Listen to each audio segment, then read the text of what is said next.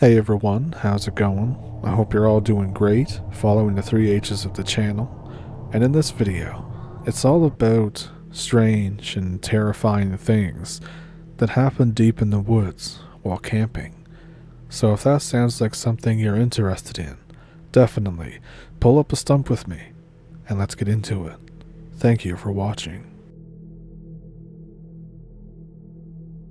I had a pretty unsettling experience in the woods when I was camping. So we were backpacking in east central Tennessee. There was 3 of us, me and 2 friends. This was our 6th excursion, so we're pretty confident in our ability, and we have a couple drinks throughout our days. So 2 days in, we're somewhere around 25-30 miles into the woods. We set up camp about an hour or 2 before sunset. Then we sit around the campfire, relaxing. None of us are drunk, but we have like a 2-beer buzz or something like that. It was just a lovely night. So, we get tired.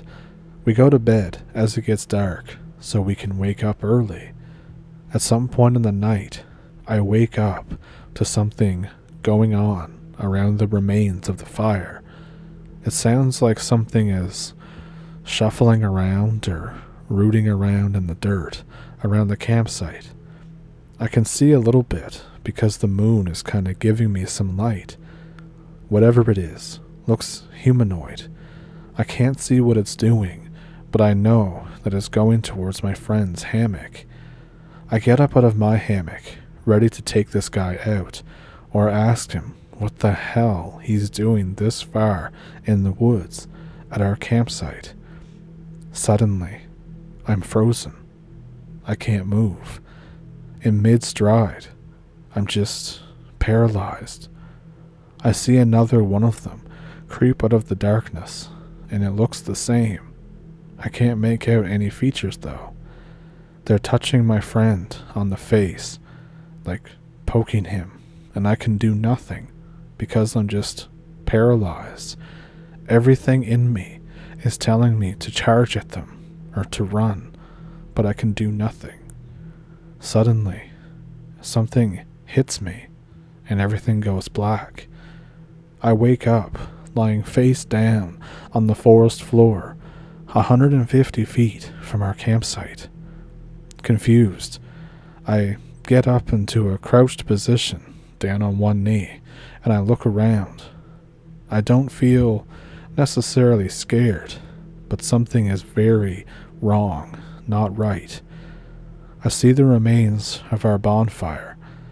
I go over, and my friends are still in their hammocks. I try and go back to sleep.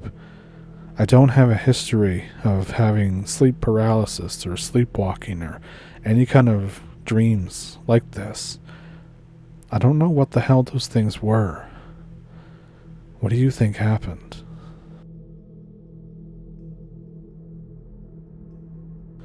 Let me preface this story by telling you that it's been a long time since it happened. While it's a true story, I've had to add in some details with the help of friends to make the story flow in a somewhat coherent fashion, because I don't remember absolutely everything that happened by myself. Also, my sequence of events may be a little screwed up, but that doesn't change the fact that some of these images are still absolutely frozen in my mind. I was hoping my old retelling was still around because it came out somewhat coherent, but here we are. Anyhow, when I was somewhere around 10 years old, maybe a little older, I went on a camping trip with my Girl Scout troop. There were about 12 to 15 of us girls and 2 female leaders. The camp had 6 of those permanent tents, those ones with a wooden platform with a canvas covering the bunks. There were 3 to 4 facing the main part of the camp. 2 were set a bit back in the woods behind the picnic shelter. Behind those 2 tents was a path that led to the latrines. On the first day, we all picked out our sleeping spots, and our tent was 1 girl short. We spent the rest of the afternoon an evening doing typical Girl Scout stuff, and we spent the evening around the fire, singing and eating marshmallows. The counselors finally made us go to bed at around 10 p.m. When we got to our tent, we used our flashlights to find our bunks and get settled in. It was around this time that we noticed that somebody was sleeping in what had been the empty bunk.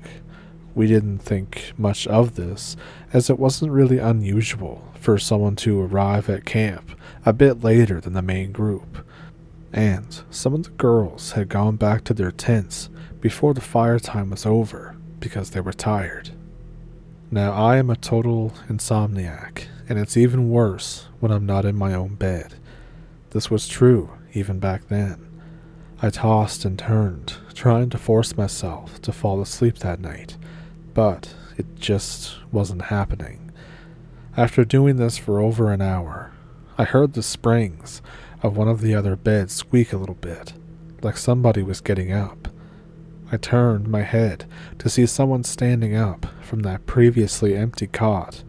In the very low light, I could make out just the figure of someone standing there, pausing for a moment, and then moving toward the front entrance of the tent.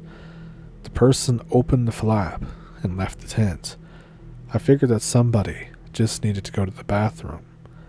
I still couldn't sleep, so I figured if I could tell who the girl was when she got back. I waited, and I waited, but finally I did drift off to sleep. This was before the girl came back. When we woke up the next morning, we discovered that the bed was empty, and there were no blankets or suitcases near the bed. We talked to the other girls to try and figure out who had been in our tent, but we found out that nobody had came in late. Also, nobody was missing from their tents. Still, there's always a chance that one of the girls got mad at one of the other girls in their tent and just switched for part of the night. This always happens with girls. That night, we spent a long time around the campfire again. At some point in the evening, one of the girls stands up and starts walking toward the woods. The tents and shelter were in the opposite direction. As she got close to the tree line, one of the counselors called out to her to see what the heck she was doing, but she just kept walking straight into the woods. The counselor called to her another time, and then went after her. The other counselor did a head count to try and figure out who was missing. When she got to the end, she stared at us and started counting again. The other counselor came back, saying that she couldn't see where the girl had gone, that she needed a bigger flashlight. When she was asked who was missing, the counselor who had been trying to count us said, "Nobody." The counselors even pulled out the roster to check us off, but all of us were right there. We were all a little shaken up, so the counselors decided that it was time for us to get to the bathrooms and go to bed. Everybody was a little creeped out, so we all went as a group to the bathroom. I washed up and brushed my teeth first.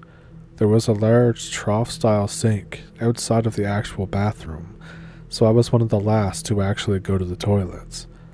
As I was in there, I heard someone moving around in the stall next to me. I said something to her.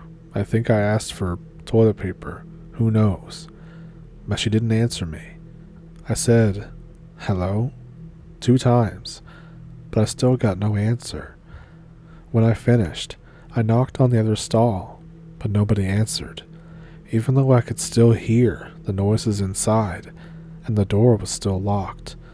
I went out and told one of the counselors, who went back in with me, to check it out. When we went in, the door was unlocked now, and there was nobody in there. There was no other way out of the bathroom besides the front entrance that I was standing no more than 2 feet from when I was talking to the counselor. The girls that were in the tents were kind of separated from the others. They were a little freaked out, as you can imagine, and they didn't want to sleep out there. but since they were right next to the counselor's tent, they were reassured and sent to bed. When we reached our tent, we saw again that there was somebody in the spare bunk. This time, we figured that maybe one of the girls that was afraid from the fire tent had snuck over in spite of what the counselors had said. And really, do you think anyone had enough balls to lift the blanket off the bed? We settled in for the night, and I was wishing that I could fall asleep so that I didn't have to be awake alone. But soon enough, I could hear the snores of the other girls, and I was still staring at the ceiling of the tent. Soon enough, I heard the springs of one of the beds squeak again. I opened my eyes, and I stared at what was supposed to be our vacant cot. There was someone standing up again. I could just make out the figure standing there in the dark. It stood there for about 30 seconds this time, before it moved across the tent and out the flaps. Needless to say, I was pretty much shitting myself, but I was too scared to scream for a counselor because I was afraid that whatever this was would come back. I laid awake for what seemed like hours, staring at the tent flap, hoping that it wouldn't open again. I must have fallen asleep, because at some point I remember that it was morning, and again the cot was empty. This time I told the counselors what I had seen, and they asked the girls at breakfast who had been in our tent, but none of the girls had admitted to being there. All of the girls in my tent had seen the figure on the cot both nights, but I was the only one who had seen it leave. That day was pretty sedate because everyone was a bit on edge, but we eventually relaxed because of the bright sunshine and fun activities. In order to keep our minds off of it that evening, the counselors planned for us to have a bunch of snacks and games around the campfire. We had stuff for little hand pies, banana boats, s'mores, and cinnamon apples. We were all planning on making absolute pigs out of ourselves. The counselors set up the goodies in the picnic shelter that was about 30 to 40 feet from the campfire ring. The girls would go over, set up their snack, and bring it back to the fire to cook it. When I went over, there was a few girls finishing up their snacks. They all left before I had finished making my banana boat. As I was adding my chocolate chips, there was a huge bang, like a gunshot went off in the woods, and it was followed by yells that seemed to be coming from different directions. I dropped my snack and went running over to the fire. Everyone had heard it. A lot of the girls were near in tears. As we sat there, we heard more noises and yells from the woods. The fire was in the middle of the clearing, surrounded by woods, and it was an awful feeling to realize how exposed we were and how anybody could be out in the woods watching us.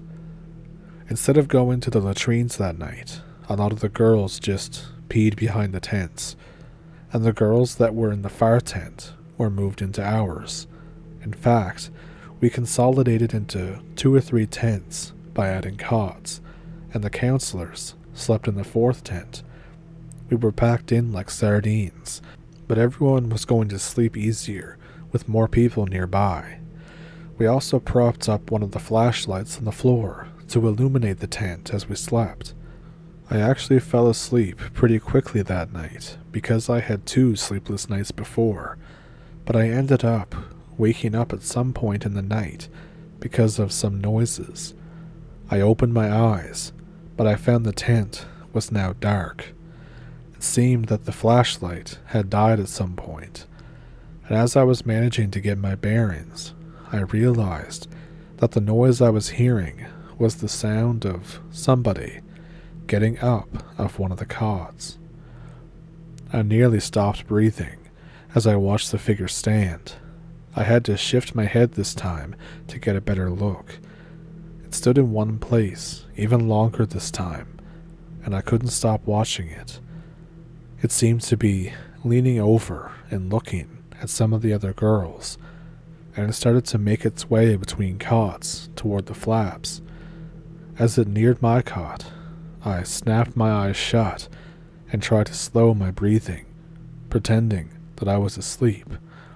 I could hear it come even with my bed, and it stood there for a long time. I presume it was staring at me, but I wasn't about to open my eyes and find out. Eventually, it moved past me, and I heard the sound of the tent flap being opened. I still kept my eyes shut tight because I was afraid that it was trying to trick me. That's when I heard the most god-awful noise I've ever heard. If you've ever seen those videos of big cats kind of saying stuff that almost sounds like words, it's pretty accurate to that, but much, much louder. It didn't really sound like a human or an animal. That sound seemed to be coming from outside of our tent, but nearby. But all of a sudden, the girls in the next tent started screaming like they were being murdered. Of course, our tent responded in kind, and all of our flashlights were switched on in rapid succession. We could hear the other girls still screaming and running out of their tent. We all stumbled out of our tent to see what the hell was going on. By the time we made it out, most of these girls were near the fire pit, and the counselors were headed for them. From what the girls were able to relate, they heard the horrible noise outside, and that's when they saw someone or something enter their tent. In all their confusion, nobody saw exactly what had entered, but they seen the figure open the tent flap. The counselors tried to console the girls, and the one that was particularly brave took a flashlight and headed toward the tent. She searched the tent, but she couldn't find anyone or anything. We spent the rest of the night all jammed in a group near the fire, and not a single one of us got any sleep. The next morning, we decided to pack up and leave early after one of our counselors discovered that the door to the dining hall had been opened and things had been moved around. Nobody but the counselors had access to the dining hall, and the doors were padlocked the night before.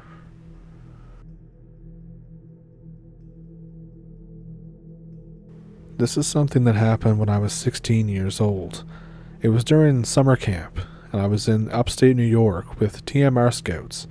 It was 2003-ish. The troop I was in was mostly made up of my friends that I knew from school. We were pretty much all older scouts. Like I said, it was a smaller troop. Anyway, every year for summer camp in the beginning of August, we pretty much spend a week in a campsite, camping in these crappy little pre-made burlap tent things. For reference, each little burlap hut thing could fit roughly 2 cots and had a bit of standing room. Your head would touch the top of this tent thing, so you pretty much had to hunch over unless you were really short when in the tent. This entire forest or campsite was massive. Imagine a large, football-sized area, and that would be where the main cabin was.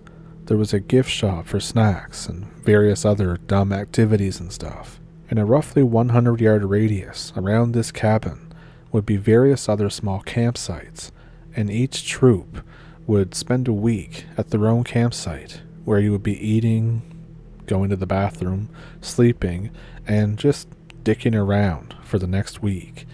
Anyway, back to my point. Like I said, I was roughly 16, and as I said, this would be our roughly 5th time going to the summer camp. Nothing special. I was sharing a tent with 2 friends, who for the sake of anonymity, I will refer to them as John and Ben. Most people at this camp just use the already set up burlap hut things that I mentioned earlier, but they're always infested with spiders and other insects and just an overall nightmare to sleep in for a week. So I usually bring my own tent that I can fit multiple people in this case, me, John, and Ben. The first few days, as you can imagine, were pretty standard fare as far as Boy Scouts camping goes. We wake up, make and eat breakfast, go learn how to tie knots and stuff for the rest of the day. This was until the third or maybe fourth night. That night is when things got a little weird. In upstate New York, it's not common to hear gangs of wild turkeys or even a bear or two making noises in the night. In case you have never heard what a whole bunch of roaming turkeys sound like, it's like a swarming orchestra of almost human-sounding hollering. The cartoon depiction of them saying gobble gobble is not really accurate for these turkeys at all. From roughly 11 p.m. to 12:30 or so, we sat dead silent, Ben, John, and I, silently crapping our pants, hearing what sounded like screaming right next to our tent. After we told our counselor the next morning, we pretty much got laughed at for being dumbasses, and they asked us how we were even Boy Scouts, and told us to not be afraid, it was just turkeys or whatever. Or so everyone thought. The next night, we hear the same noises again, so Ben says, screw it, as tired as we all are, and we're kind of getting bored of hearing this all the time. Ben decides to poke his head out and see what the hell's going on. He gasps audibly and jumps back into the tent. He has a blank stare and a troubled face on. Me and John assumed that he was just screwing with us, as he would typically do, but he refused to respond to me after I kept asking him, what did he see? What was up? After 5 minutes of him just staring, John tells him to stop effing with us and just tell us if we're in trouble or not. Both of us are getting genuinely worried from these ungodly sounds coming from outside. Ben finally calms down enough and tells us to just go to sleep. Don't make too much noise. He'll tell us in the morning. I say, that's a stupid idea. Screw that. I'm going to see what's going on. I stick my head out of the zipper tent door as well. Roughly 15 meters away from our tent was definitely the large figures of some turkeys, but they were clearly agitated as they were spreading their wings, trying to intimidate something else. About 10 feet from the turkeys, facing away from us, was a large and quite slender humanoid thing, moving its body weirdly. At first I assumed it was one of the counselors trying to scare the turkeys away from the campsite, until my eyes adjusted and I saw that it was definitely not exactly human. You know those illusion books you read as a kid? They were sold at the Scholastic Book Fair, and they had those pages where it showed an upside-down portrait of a person's face. But when you turn the book upside down, their eyes and mouth are actually flipped and don't look right. Well, that's really the only way that I can explain how this thing looked. Like, yes, it had a head, it had 2 arms, 2 legs, all the parts were there, but it was off. The arms were slightly longer than you would expect a normal proportioned person to look like. It's as if they hung with their fingertips down to their knees and not their mid-thigh. It stood with a crooked back and kept trying to rebalance itself, like it was its first time standing on 2 legs. And its face, in the dark, I could make out vague human features, but like I said, it was off. Its nose didn't really look right, and its mouth and eyes were kind of off. Its eyes didn't reflect on the moonlight like a normal person's would. They were kind of dull, like it wasn't a real glossy or moist eyeball. You can hopefully get what I mean. In the 5-second span I spent staring at this thing's back, it slowly started panning around, analyzing the woods, which is when I saw its face. It's like it knew I was watching, but it couldn't exactly make out exactly where I was. I immediately brought my head back into the tent and looked at John and Ben. I looked him dead in the eyes. Ben knew what I saw, and we both looked at John. I told him that there was someone, or something, 20 feet from our tent, and we should probably stay quiet until it leaves. Why wouldn't I tell John what I saw? Well, for reference, John was a 6 foot tall, 190-pound linebacker for our school's football team. If I told him that something was outside our tent, ripping turkeys clean in half and heaving them down, his first reaction would probably be something as dumb as getting up out of the tent, alerting this thing in the process, and attempting to fight it, possibly getting us all killed in the process. And anyways, we pretty much laid awake the rest of the night. The turkeys obviously were not making any more noise, as whatever was out there had slaughtered over half their pack. Roughly a minute after telling John to calm down and just lie down quietly, we heard the turkeys run away, as their weird noises faded in the distance. This is the moment that will continue to haunt me for the rest of my life. Ben says that he's going to peek again and see if the thing left. He slowly unzipped the tent and peered his head out. This part for me is a blur, but in the span of 20 seconds, Ben screams that shook me to my core. You know, in horror movies, when a character sees something scary and screams, well, it turns out that that isn't very accurate. When you see something so shocking that it makes you scream, your body will push all of the air out of your lungs to make it as loud as possible. Ben proceeded to scream as he jumped back into the tent.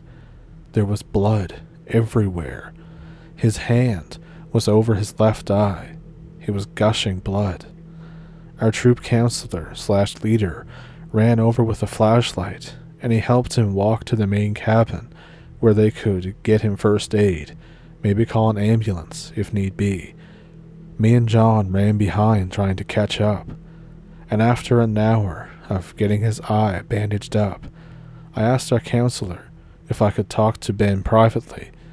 He mumbled some excuse to me that his eye just hit a low-hanging branch when he jutted his head out, and that it was nothing. I asked Ben about the whole thing. I know that we both saw what was outside of our tent.